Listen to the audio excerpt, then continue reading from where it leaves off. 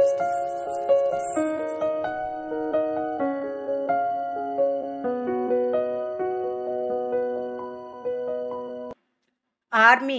సిబ్బందికి, వారి కుటుంబ సభ్యులకు కాలిన గాయాలు, ఇతర చర్మ సంబంధిత చికిత్సల్లో విప్లవాత్మక మార్పులు తీసుకురావడమే లక్ష్యంగా అందుబాటులోకి తీసుకొచ్చినటువంటి రక్షణ శాఖ యొక్క ఆర్మీ హాస్పిటల్ పేరు ఏమిటి? జర్మనీది కేంద్ర స్కిన్ బ్యాంకు. రష్యాలో అరుదైన ప్రమాదకరమైన ఏ వ్యాధి లక్షణాలతో కలుషితమైన ఆహారాన్ని తిన్నవారికి పక్షవాతం, శ్వాసలో ఇబ్బంది వంటివి తలెత్తుతున్నాయి. క్లోస్ట్రీడియం బాచులిజం. ఇది ఒక బ్యాక్టీరియా.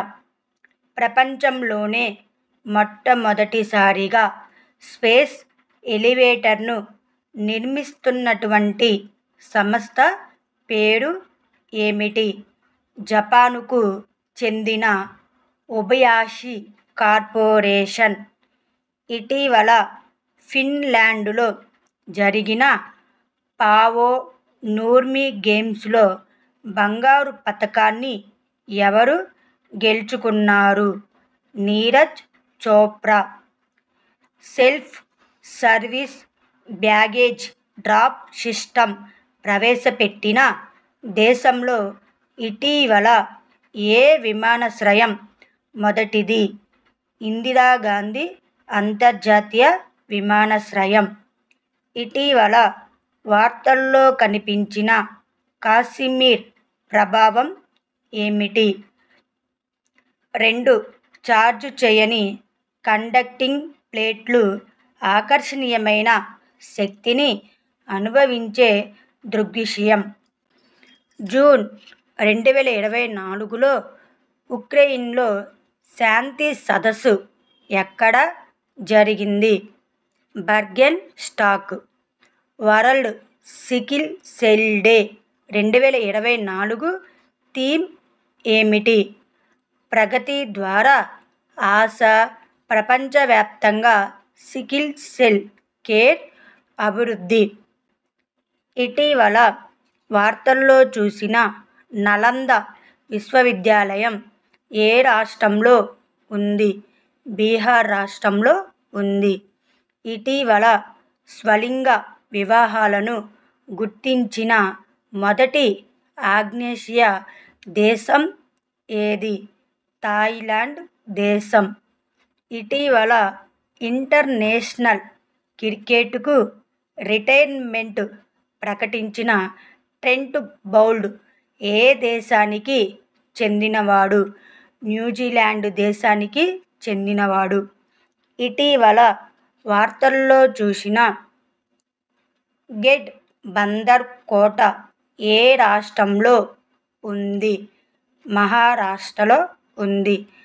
జల్ శక్తి మంత్రిత్వ శాఖ ఇటీవల ప్రారంభించిన పర్యవేక్షణ వ్యవస్థకు సంబంధించి ఈ ఫ్లో యొక్క పూర్తి రూపం ఏమిటి?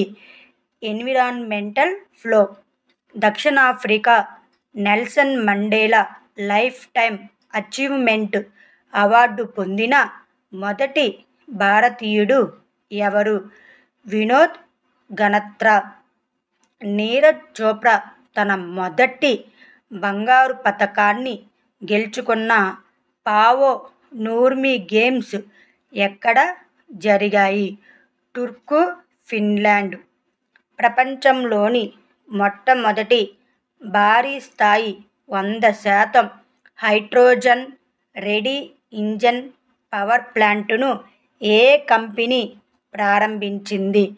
వాట్సిలా కంపెనీ ప్రారంభించింది. ఇటీవల ఇండియా అండ్ యునైటెడ్ స్టేట్స్ మధ్య క్రిటికల్ అండ్ ఎమర్జింగ్ టెక్నాలజీస్ చొరవ యొక్క 2వ వార్షిక సమావేశం ఎక్కడ జరిగింది? New Delhi. Digital health initiative scheme ఇటీవల వార్తల్లో కనిపించింది. ఏ కార్యక్రమం కింద ప్రారంభించబడింది? Ayushman Bharat digital machine. ఇటీవల వార్తల్లో కనిపించిన ప్లానెట్ 9 అంటే ఏమిటి? మన సౌర వ్యవస్థ యొక్క బయటి ప్రాంతంలో ఉన్న ఊహాత్మక గ్రహం. ఇటీవల వార్తల్లో వచ్చిన SDG 7 యొక్క ప్రధాన లక్ష్యం ఏమిటి? అందరికీ సరసమైన, నమ్మదగిన, స్థిరమైన మరియు ఆధునిక ఇంధనం అందుబాటులో ఉండేలా చూసుకోండి. శాంతి ఫ్రేమ్వర్క్పై జాయింట్ కమ్యూనికే ఇటీవల ఏ రెండు దేశాల సందర్భంలో వార్తల్లో కనిపించింది? రష్యా మరియు ఉక్రెయిన్.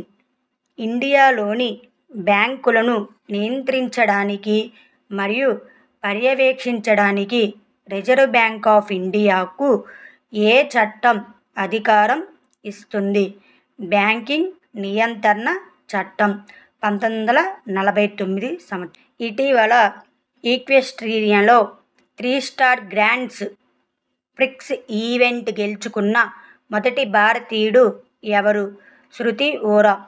ఎవర్ గ్రీన్ యోగా ద్వారా నేషనల్ యోగా దినోత్సవం ముందస్తు కార్యక్రమం ఎక్కడ నిర్వహించబడింది? ఢాకా.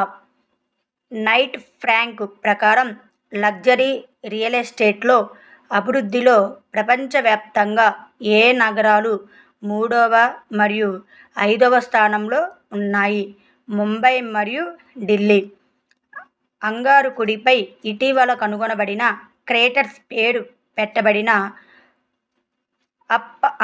ఉత్తరప్రదేశ్ అండ్ బీహార్ నగరాలకు పేరు పెట్టింది. ముర్సాన్ మరియు హిల్సా. గుజరాత్లోని ఏ మ్యూజియం యునెస్కో యొక్క ప్రిక్స్ ఎక్సలెన్స్ అవార్డుకు ఎంపిక చేయబడింది? Smritivan earthquake memorial museum.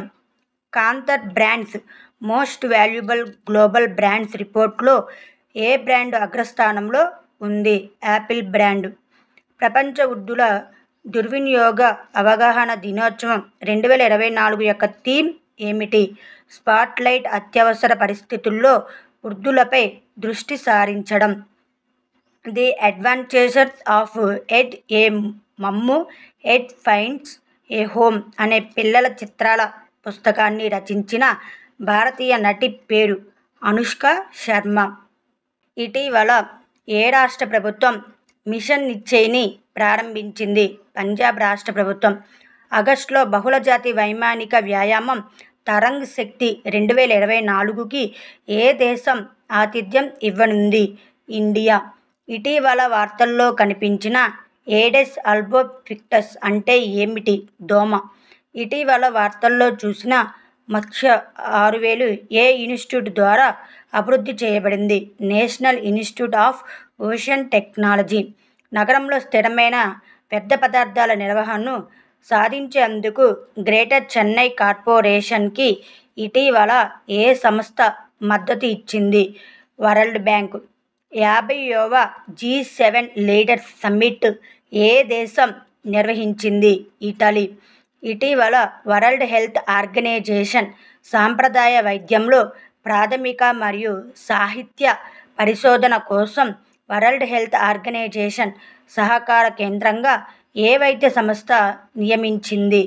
National Institute of Indian Medical Heritage, Hyderabad. భారతీయ కళ మరియు సంస్కృతిని ప్రజలకు మరింత అందుబాటులోకి తీసుకురావడానికి ఇటీవల ఏ సంస్థ మరియు సన్సద్ టీవీ ఒప్పందంపై సంతకం చేశాయి? Indira Gandhi national centre for arts. ఇటీవల వార్తల్లో కనిపించిన నాగాస్త్ర 1 అంటే ఏమిటి? Man portable suicide drones. కొత్త క్రిమినల్ చట్టాల గురించి సమాచారాన్ని అందించడానికి NCRB ఇటీవల ప్రారంభించిన మొబైల్ యాప్ పేరు ఏమిటి? NCRB Sankalan of criminal laws.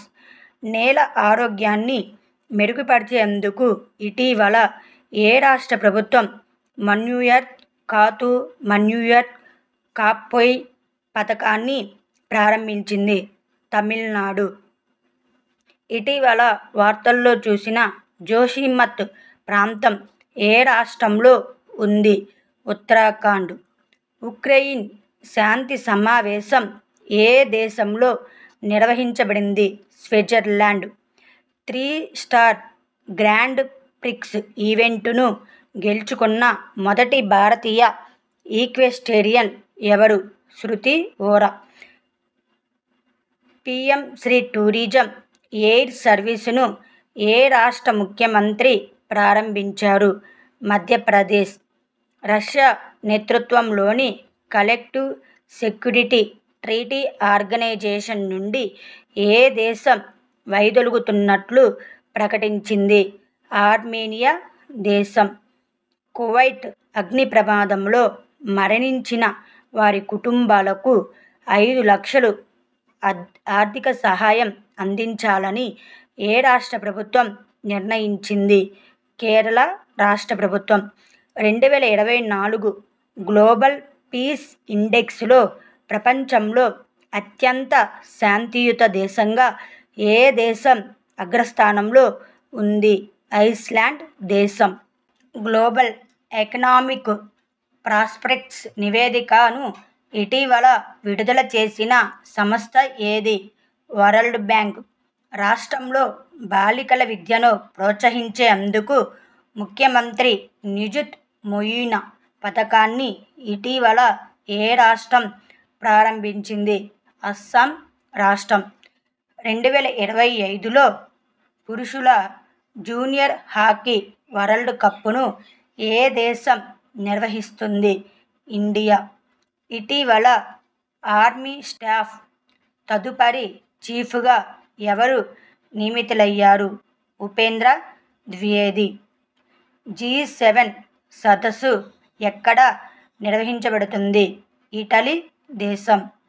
Multi drug resistant పాథోజన్లను పరిశోధించడానికి NASA ఇండియాలోని ఏ ఐఐటితో కలిసి పనిచేస్తుంది?